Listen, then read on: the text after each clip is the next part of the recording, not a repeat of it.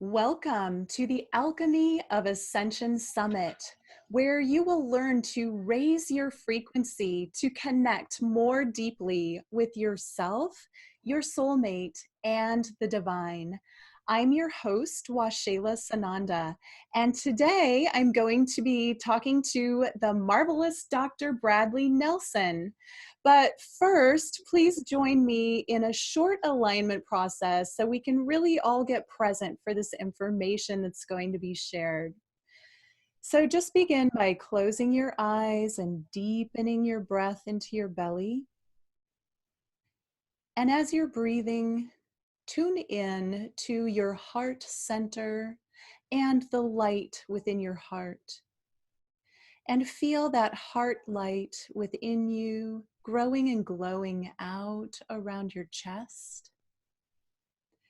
And now tune your awareness into the central sun far above your head. And feel the heart light of the divine masculine in the central sun. And bring that divine masculine light down through the ethers into the top of your head, all the way to the base of your spine and the bottom of your feet. And then breathe that energy back up into your heart center, joining in the light within you and expanding that light. And now tune your awareness into the center of the earth. This is the divine mother, the divine feminine energy of the heart light of the Mother Earth. And breathe that heart light of the divine feminine up through the layers of the earth and into the base of your spine and the bottoms of your feet. And allow that light to move all the way to the top of your head like liquid crystal plasma. And then breathe that into your heart center, joining with the light from above and the light within you, creating a holy trinity of light. And expand that out around your body and out to connect with every other person watching or listening across all time and space. And then also connect in with myself and Dr. Brad so that you know that you are completely supported and that we are doing this journey of ascension together as soul family. And now you can open your eyes. Thank you for doing that with me. Thank you for getting present and open to this conversation that we're about to have with Dr. Bradley Nelson. Welcome, Dr. Brad. Well, thank you, Washele. I'm really grateful to be here with you. I'm grateful to have you here. Let me say a little bit about who you are for anyone that doesn't know. Dr. Bradley Nelson is a holistic chiropractic physician, a medical intuitive. He's one of the world's foremost experts in bioenergetic medicine and energy psychology. And he's probably best known for his work, his book, The Emotion Code, and his work known as the Body Code. And we're really going to dive into that work today. I know that you have had some amazing results with your work in the Body Code and the Emotion Code. And I'd love to start by just hearing a little bit about how did you begin on the path of such an interesting path to develop these things?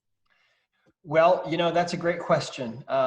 And it goes back, really, the very beginning of it goes back to when I was 7 years old.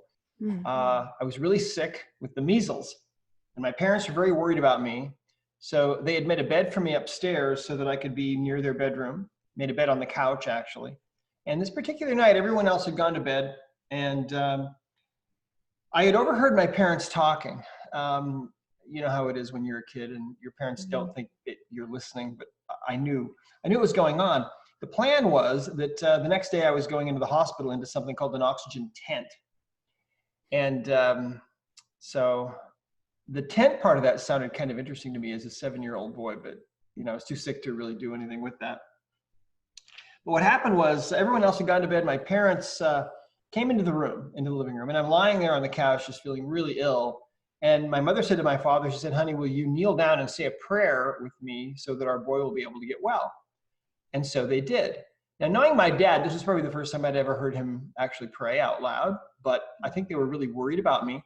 So my dad is in the middle of offering this short, heartfelt prayer, and all of a sudden I have something happen at the top of my head, and it goes through my body, whoosh, that fast, and I was instantly made well. Now, to go from being really sick one moment to being completely, totally, vibrantly healthy in the next instant is so bizarre and so singular and such a strange thing and so impossible that you don't ever forget it as long as you live. And so I remember every moment really of that experience. And that taught me in a really powerful way that there's a higher power that we can draw upon. Now, my message, I think, if you could cut it into, if you could really pare off everything else and shave it down to one item, I think the nugget would be that it's much more difficult to ascend without the help of that higher power, right? And this is all about ascension. Well, so that taught me this lesson. There's a higher power, an unseen power we can draw upon, that we can ask for help and we can receive it. So fast forward about 7 years, and I got really sick with kidney disease, and there was no treatment available for me, and I was actually, medically, and I was healed through the work of some holistic healers. So I decided that's what I wanted to do with my life. I wanted to be a holistic healer. And so as years went by, I got involved with computers and business, and that dream kind of faded away. And in the winter of 1983, my wife and I went home to Montana, where I was from, and we're sitting around with my parents. It was at Christmas time. And out of the blue, my dad asked me if I didn't want to go into the healing arts and go to chiropractic school. He said, "It seems like a great career. You've always wanted to do this." And I said, "No, I'm going this other direction." And he said, "Well, why don't you think about it one more time?" So probably the most important instruction ever given to me, really. So I started thinking about it, and having realized from all those years before that you can get help from up above if you need it, that night I got on my knees and I prayed, and I said, "Okay, God, if you have anything to say about this, help me to know what to do, because I'll do whatever." And after kind of studying it out and doing a pro and con list with my wife, both sides looked appealing now. And so I had a dream that night. In fact, I had the same, well, I don't know if I can describe it as a dream. I was awakened 3 different times, and each time these thoughts of how great it is to be able to serve people naturally and heal naturally and so on were very powerful. And I'd think, well, yeah, but computers, and I'd fall back asleep. So that happened 3 times that night. So the next night I'm on my knees again asking for help, because I still don't know what to do. I'm kind of thick-headed. And so on the second night, the same thing happened, except this night, each time it was, if you can imagine, it was like exponentially more powerful, these feelings. So I would wake up and I'd be filled with these feelings. And the third time, when I was awakened, these thoughts of service to mankind and humanity and the whole world were just absolutely overwhelming. And I actually heard a voice that spoke to me. Now, sometimes, that's one of the ways that people get intuition, is through voices, and there's lots of different ways. But for me, a lot of the time it's been a voice, and I heard this voice and it said, "This is a sacred calling." And so I knew right then that this was what I was really supposed to do. Wow. So when I got into chiropractic school, I was very open to whatever people might be doing. And when our instructors would say things like, "This is the best way to do this certain thing," I would always think, well, maybe it is, but maybe there's a better way. And so when I got out of school and I got into practice, I developed this habit. And the habit was that before I would go to work on somebody, I would just take a moment and I would ask God to help me to help that person, right? And usually that was it. But when we're asking for guidance from that higher power, and and we all have different names for that higher power, source energy or God or whatever, and that doesn't matter. But when you're asking for guidance, I think it's important to realize how that guidance comes, because a lot of the time we're expecting to be hit by a truck, and that's very, very rare.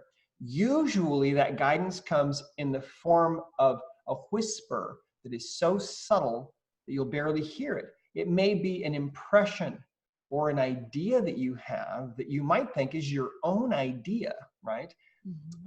So thoughts, ideas, impressions is usually how that information comes. But I'll tell you something, during those last 10 years of my practice, when I was working with people that have been told there was really no hope for them at all, those were most of the people that I saw. They'd been cast off by Western medicine. Nothing could be done. And they were kind of hopeless and incurable, according to Western medicine. During those years, there were times when I would be working with somebody who had some really difficult situation going on that I didn't know how to address. And there were times, not many, but there were times when in response to that silent offered prayer, nobody ever knew that I was praying for them. It was just a momentary pause, really, with every person I saw over all those years, just silently saying, help. And, but in response to that asking, there were times when I would just literally be flooded with information, just an avalanche of data and understanding. And sometimes I was being shown how to look at things that I'd never thought of before, you know, in different ways. So anyway, that's kind of where the work that I am teaching around the world, that's really where it came from. It came from this asking for help and learning everything that I could from every place that I could. And so one of the primary things that I learned is that our emotional baggage is a huge block for us. And to understand what emotional baggage is, you've got to understand that the body itself is an energy field. Even though, you know, you look at your hand and it seems pretty solid, that hand is made of energy and our bodies are made of energy, right? And we're almost entirely empty space. In fact, some physicists recently figured out that if you could take all the empty space out of all 7 billion of us, you could fit all of us into a little box the size of a sugar cube. Wow. Yeah. That's interesting. It would be very crowded in there, but we would all be in there. We'd all fit. So here's the thing, okay? We're these beings of pure energy. And what happens to us is that when we're experiencing emotions, emotions are a very important, critical part of our lives and part of our experience here. But sometimes those emotions are really powerful.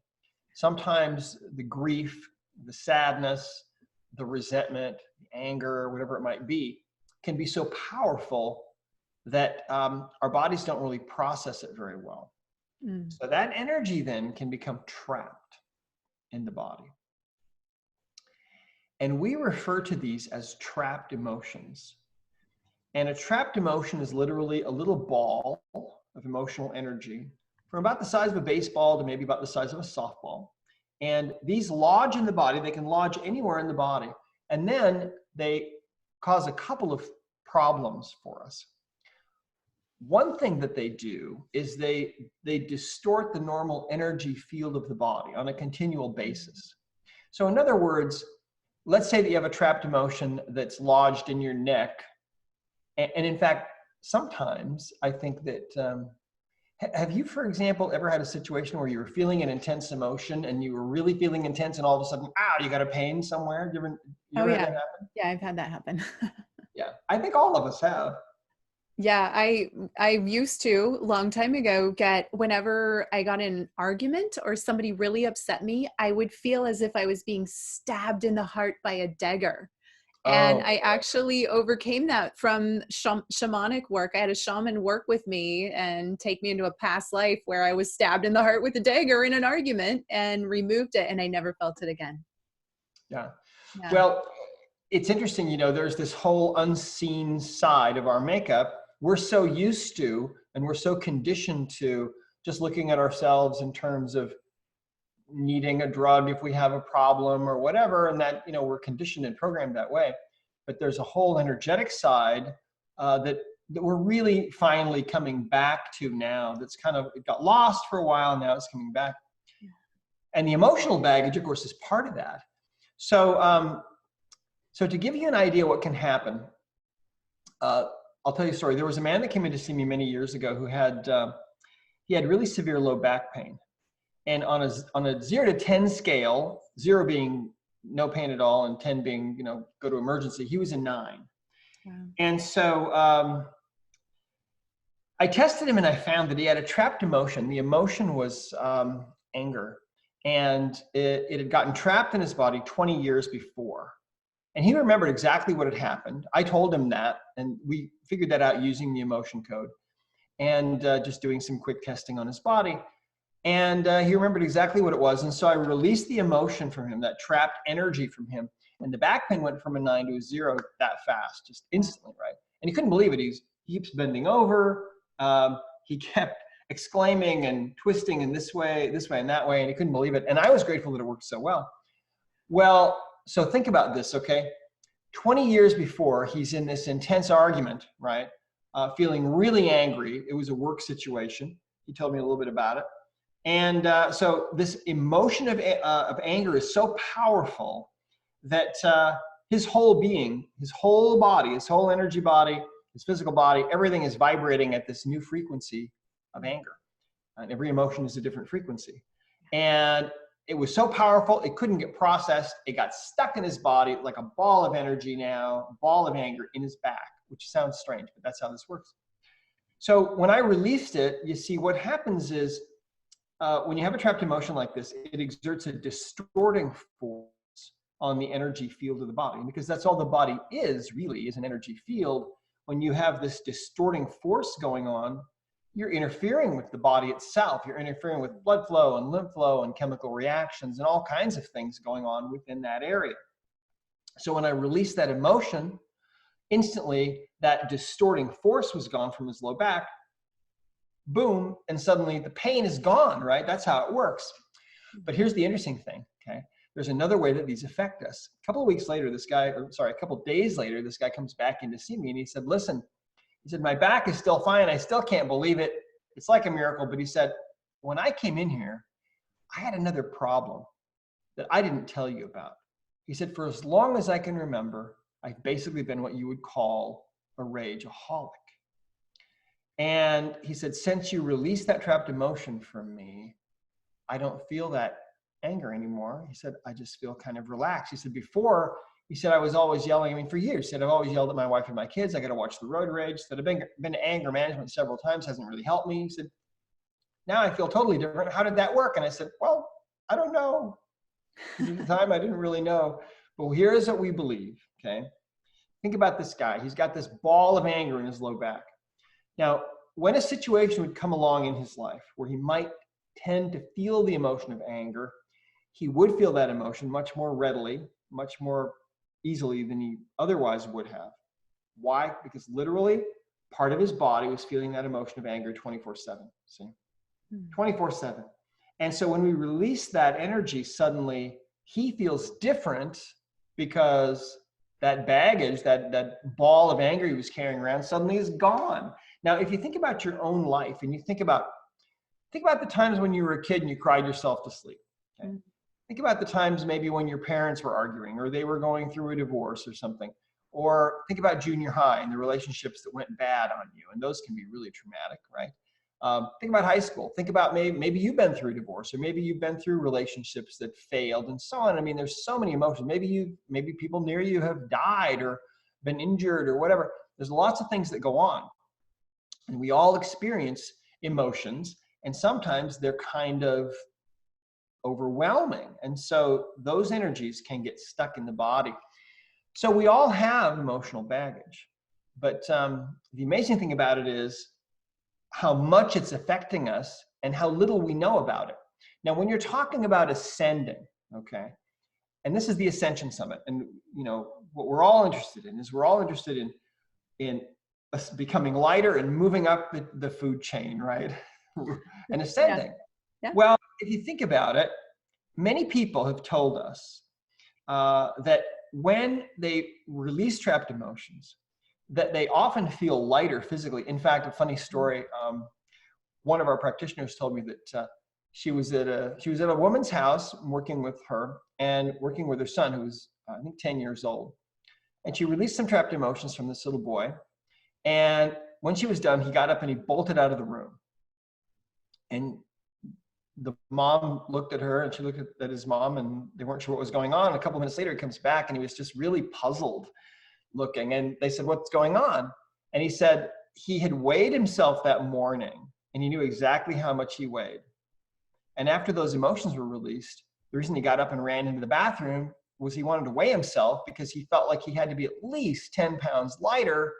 And he was puzzled because he weighed exactly the same. But it's a feeling, see? Felt we lighter. feel lighter, right? So he thought he was going to lose weight. Yeah, he thought he'd lost weight. He lost baggage, right? Lost baggage.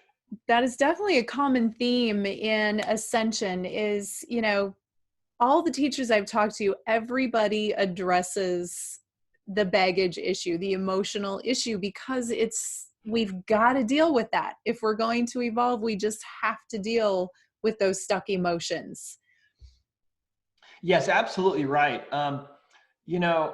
The emotional baggage that we have can affect us in so many ways. And one of the fascinating things about the work that we do is that we can also find emotional baggage that you received at conception from mom or dad or great-great-great-grandpa. And I'll tell you a couple stories about that if you want. Please. Because see, our emotional baggage is not only from our own experience, but also from the experience of our ancestors. And one of the beautiful things about the emotion code you see is that you learn with the emotion code how to tap into the subconscious mind. And the subconscious mind, as I see it, is really just that spirit within us, that intelligence inside of us that's really who we are. We're right now living in these physical bodies, but eventually these physical bodies of ours all die and pass away and go back to dust, but we live on, right? Mm-hmm. So I'll share one with you. Let me tell you this one. One of the most profound healing experiences that I personally have had was a couple of years after the Emotion Code book first came out, which was in 2007. I asked my daughter to work on me one day, and she's living in Seattle, and I'm living here in the Southwest, so we're quite a distance apart. And I asked her to work on me. I hung up the phone, and so she starts working with me remotely, and that's part of what you can learn how to do with this, is you learn how to work with people wherever they are in the world. Doesn't matter. So right away, she tunes into me and starts testing me, doing muscle testing, which is how you get answers in the emotion code.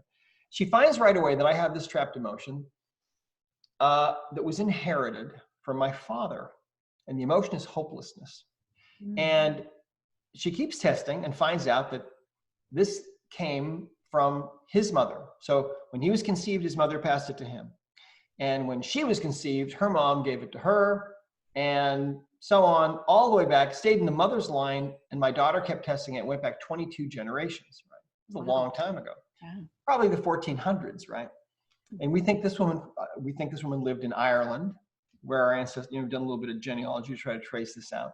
Anyway, when my daughter arrived at this point of origin, okay, this grandmother that this began with, this grandmother that felt so hopeless, it was overwhelmingly powerful, that got stuck in her body, and she passed that down all these generations.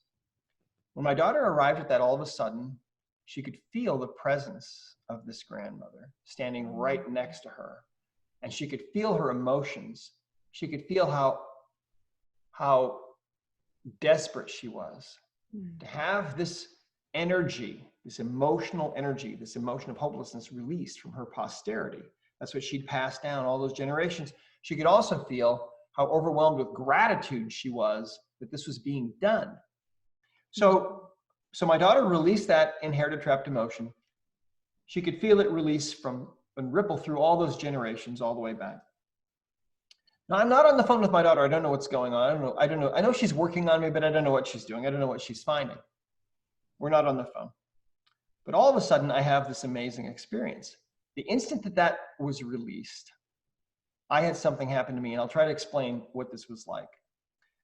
Imagine living next to a factory all your life, and there's a continual hum coming out of that factory. And it runs 24/7. And it's been running all your life. You've been living next door to it all your life. You've been hearing the hum all your life. Well, you'd just kind of tune it out, right? But it would always be there. Well, I struggled with this emotion of hopelessness, and I had struggled with it all my life. In fact, when I was writing the emotion code book, I would have to psych myself up by spending half an hour to an hour every time I would go to write. I'd have to listen to really positive, really motivational things to try to overcome the inertia of this feeling of hopelessness. I didn't know where it came from. I knew I struggled with it. The moment that my daughter released that trapped emotional energy, it released from everyone in the whole entire line, including me. And the experience that I had was that suddenly it was like the factory that I've been living next door to suddenly shut down. And that continual hum, or in other words, that background feeling of hopelessness that I had had all my life, was suddenly instantly gone. And it was only at that moment that I recognized it and understood what it was. And I thought, my gosh, I've had that my whole entire life. Well, the amazing thing about it is that really actually changed my life. It was incredibly powerful. For my daughter, it changed her life as well. She's an amazing artist. I mean, one of the most amazing oil painters. She does portraits. I mean, incredible. She's incredibly gifted. But until that day, she had never painted a thing, you see. And it was only after having that emotional baggage released, that inherited ancient baggage, that she finally was able to start painting. And she had an art showing within a year after this in Seattle, and all this art was just pouring out of her. Now, you think about your own life. We all have ancestors, and all of our ancestors at some point went through something traumatic. And for some of our ancestors, it was really traumatic.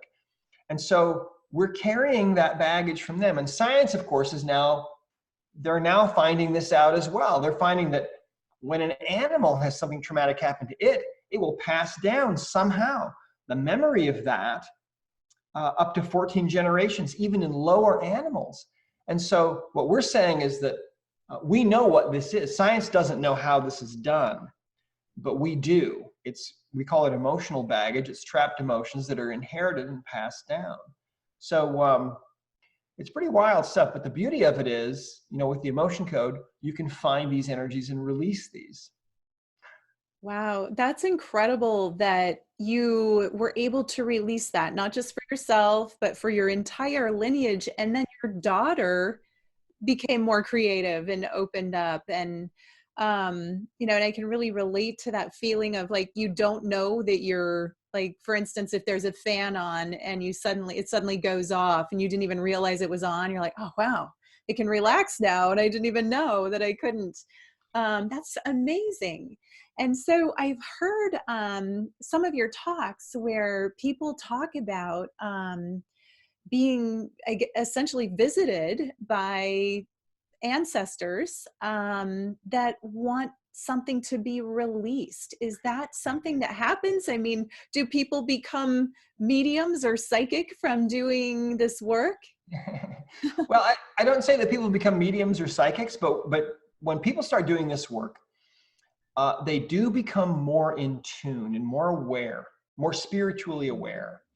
And so let me think. Let me tell you another story. I was speaking at an event, and there were about 300 people in the audience, and I asked for someone who was really having a lot of physical pain to come up on the stage. So this woman hobbles up to the stage, and she tells me that for a year she's had really severe hip trouble, really severe hip pain, and she says she's seen a couple of doctors for it. They haven't been able to help her, and she doesn't really know what to do, but it's so bad. It's about a 9 on a 0 to 10 most of the time. Sometimes it's a 12. She has to actually manually lift her leg to get in and out of her car, and it's really, really painful. So I tested her. I found one thing, brought it down from a 9 to a 4, and the next thing that I found was an inherited trapped emotion. And this inherited trapped emotion was fear, as I recall, and she'd gotten it from her father, and he got it from his father, and it went back, it was 12 generations back on her father's side. Now, the subconscious mind of each one of us is very much in tune with things like this. Our subconscious mind knows way more than we know consciously. And so how we get information with the emotion code and the body code, one of the ways we do it is we use muscle testing. So I had her hold out her arm, and I'm asking questions, and her arm is strong on my pressing down for yes, and it's weak when the answer is no. So one of the things that I've done for many, many years is I will test to see if these direct line ancestors are there, because they always show up when an emotion is about to be released from them, okay? And when there's an inherited trapped emotion, all of those ancestors, no matter how many generations back it may go, all of those ancestors have that emotional energy in them. It's a weird thing. It has to do with quantum physics and non-locality and energy being in more than one place at one time. It's really only one trapped emotion, even though it may be affecting thousands of people. So I tested her and I asked if those ancestors were there.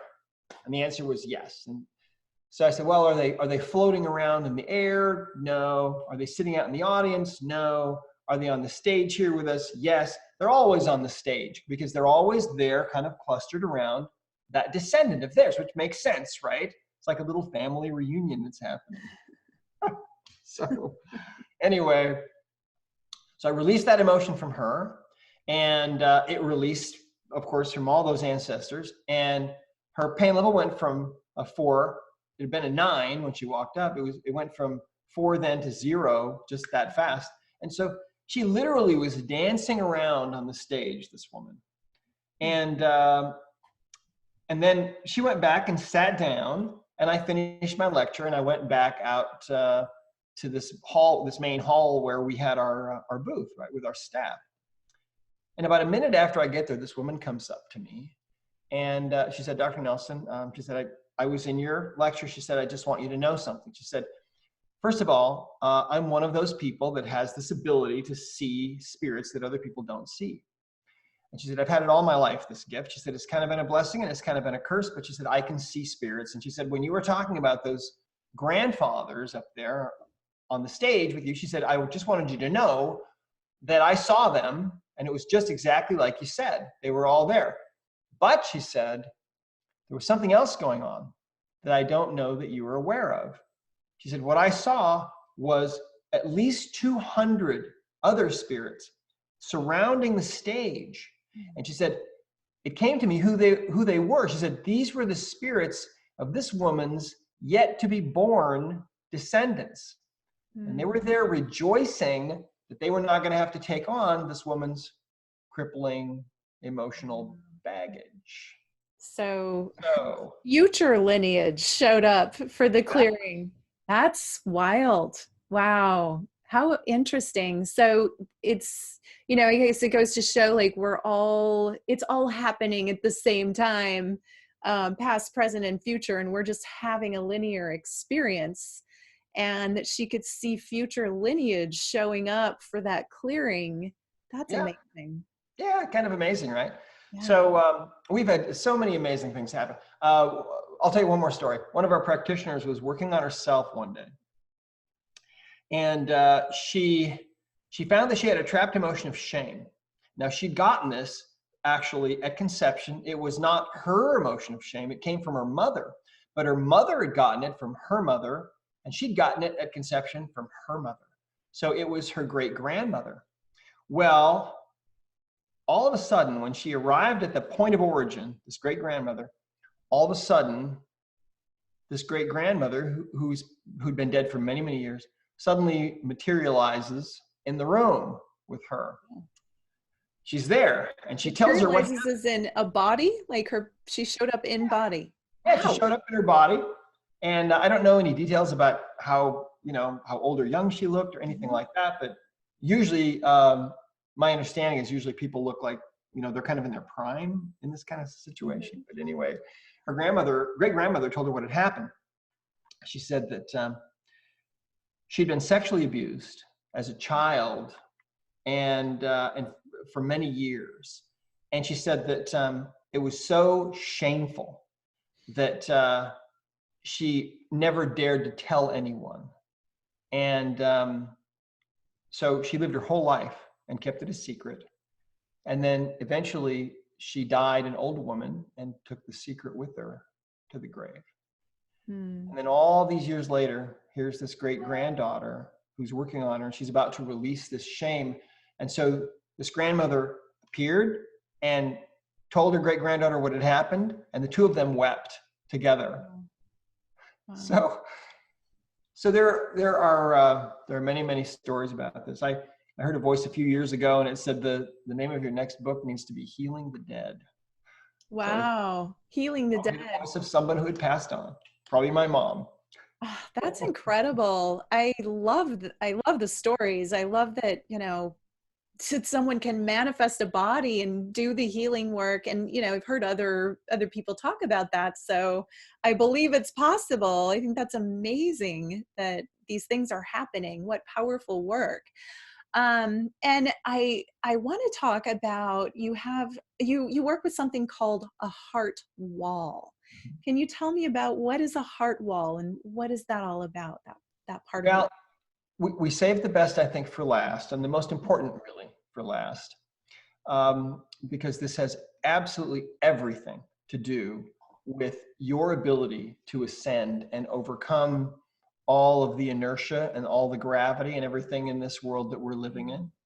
So back in the 1960s, when doctors first started doing heart transplants, they started noticing a strange phenomenon. Sometimes people would come back in to the doctor and they would relate strange goings on, such as sometimes they would have memories now of places that they'd never in their lives visited, and they couldn't explain that.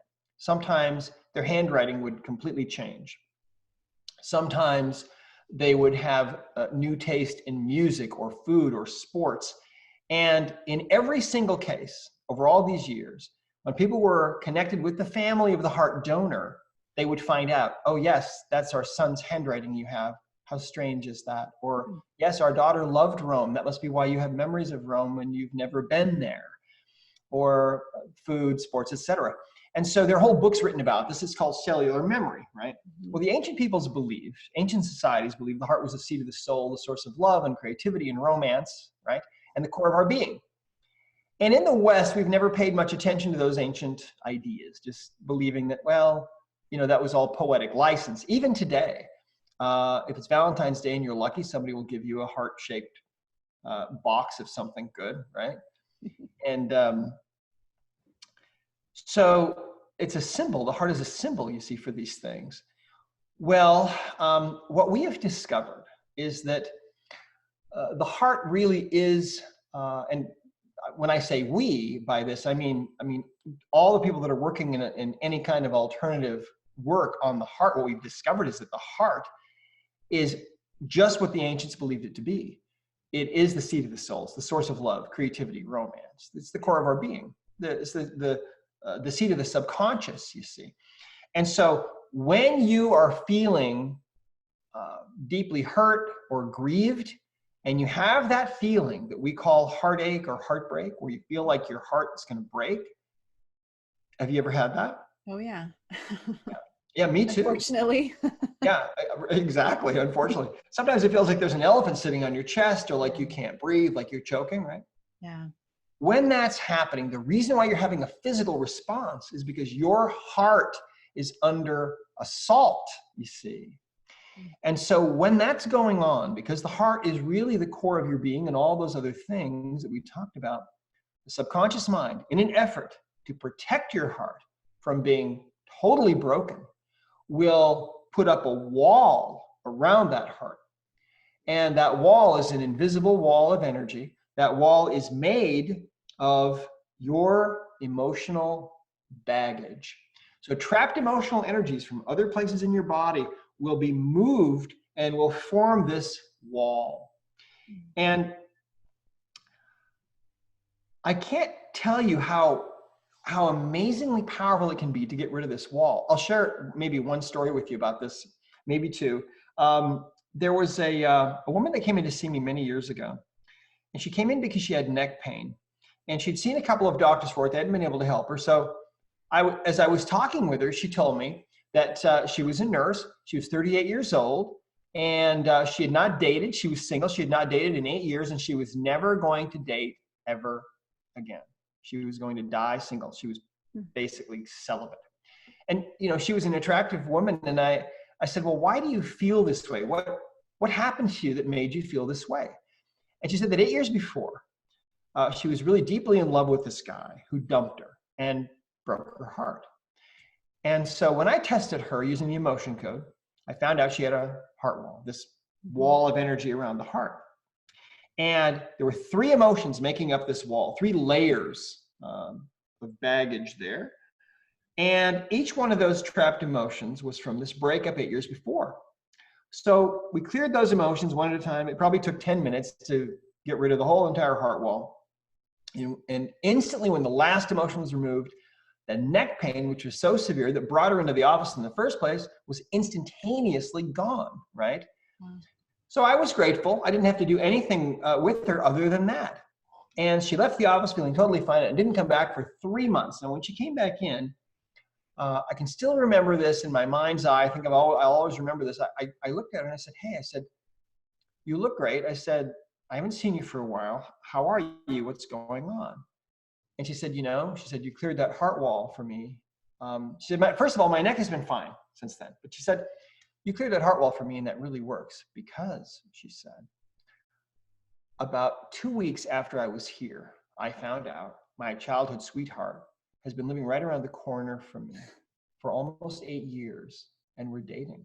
And we're in love, and I think he's going to ask me to marry him. Mm. And I remember thinking, wow, what an amazing shift in this woman's life. Now, if you multiply that story by about 10,000 other stories and scatter them all over the world, that's what's driving this worldwide phenomenon, you see, of the emotion code, because people can do this themselves. And they find out when they learn how to do the emotion code that it's actually really simple and easy, and yet it can have profound, profound changes. Now, Steve Jobs gave a talk, I think in 2004 at Stanford. And, he had some issues, but he was very driven. One of the things that he said that I believe is really true, he said that you've got to follow your heart and follow your intuition in this life. He said, because your heart somehow knows what your best future and your best destiny is. And he said, you can't connect the dots looking into the future, right? You can only connect the dots looking backwards into the past. And I think that that's really true. And what we have found is that when people have a heart wall, they're living their life in a diminished way. And if they're trying to ascend, they're trying to get over their issues and baggage, they're trying to live on a higher level, they're missing the boat. The heart is where you have to go first. Mm-hmm. It's where you have to go first, because the brain that we have up here is, it doesn't feel anything.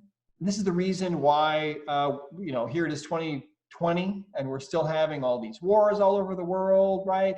People think it's still okay to use bombs, subtle differences between nations. That's because they're operating from this brain, not this brain. This is the brain that feels, right? And this brain has a perfect blueprint for your life.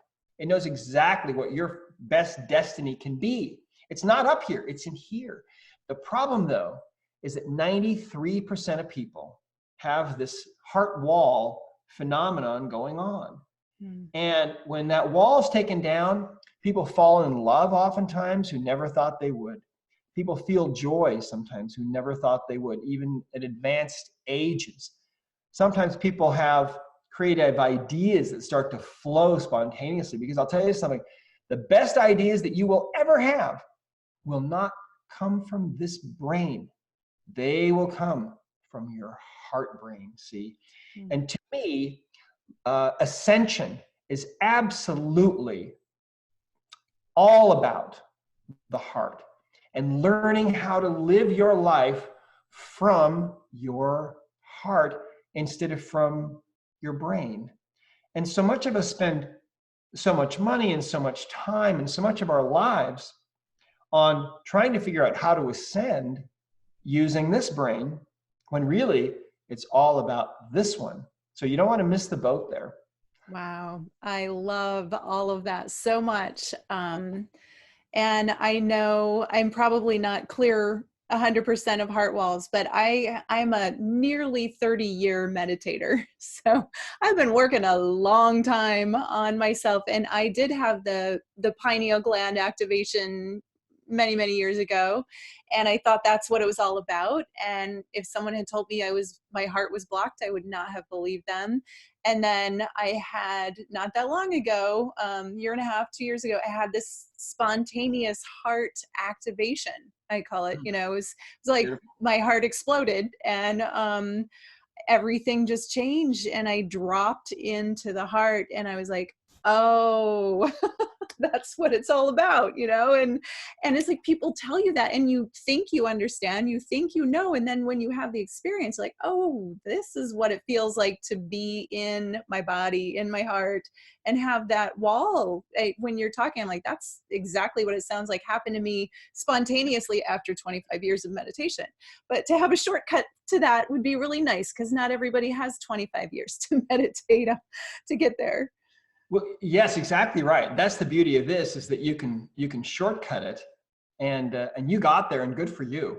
But the beauty is, yes, now people can learn how to do this themselves, and gosh, there are just um, there are just so many amazing stories. There's not a single day that goes by now, and for many years this has been going on, where we get testimonials every day from literally all over the world. And people are just finding, when that wall is taken down, that they interact with other people better. People interact with them as in totally different ways, because something very fundamentally powerful has changed within them, and people sense that. Yeah. It's just the most beautiful thing. In fact, I have to tell you, one of my favorite testimonials came from Italy, from a woman who sent a photo of herself and her husband in front of this little tiny town in Italy, where I guess they live.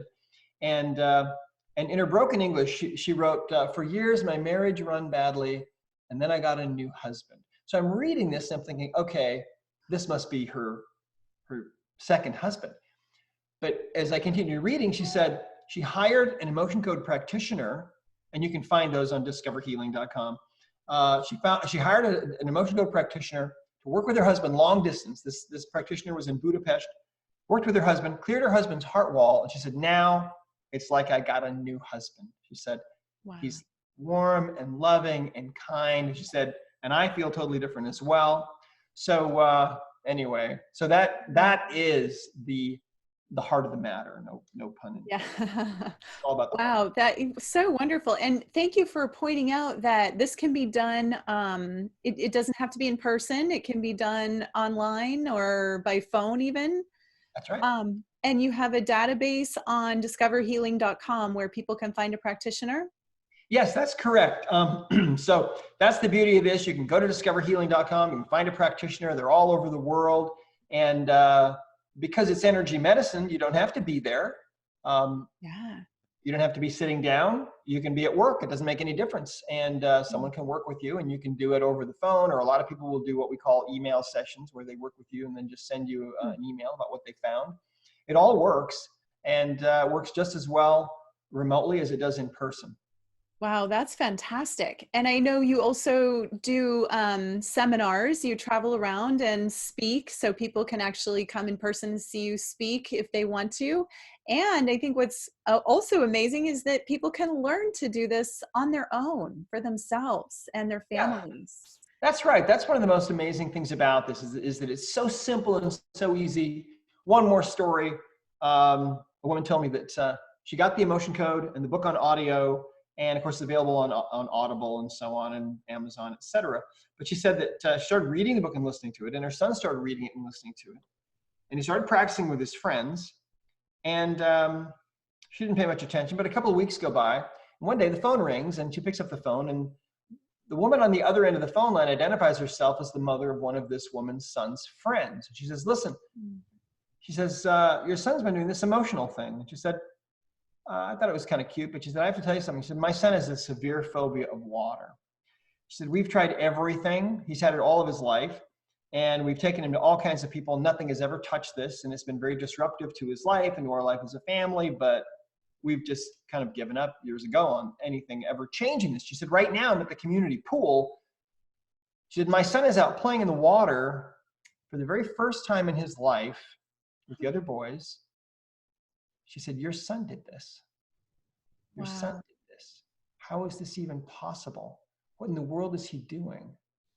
And those two boys are only 11 years old. That's what I wanted to ask. My son's 11 too. I'm like, I got to teach him. There you go. He can learn it himself. That's how easy it is. Wow, that's amazing. And so this 11-year-old boy is going around clearing his friends of these phobias and emotional issues. That's incredible. Right? And testimony of you don't have to be a college graduate or, you know, have gone to some Ivy League school to be able to practice it. You can be 11 and learn. So beautiful. Exactly. Yeah, that's how easy it is. So you don't have any excuses. Well, wonderful. I know that you are offering a generous free gift that everyone is going to want to get in on. I'll just say a little bit about that. You're giving 2 chapters of the Emotion Code book, the ebook, and the Emotion Code. There's apparently a printable flow chart or some charts that go along with that. Downloads. That's right. You can just go to emotioncodegift.com. And you get the flow chart, you get the first couple chapters of the book. We'd give you the whole book, except that St. Martin's Press, they're the publisher. They allow the first couple because they want you to buy the book, of course. But the book's available on Amazon and in bookstores everywhere. And again, you can get it in an Audible form on audible.com. And so that's emotioncodegift.com. So you can read the first couple chapters, check it out, and see if it's interesting to you.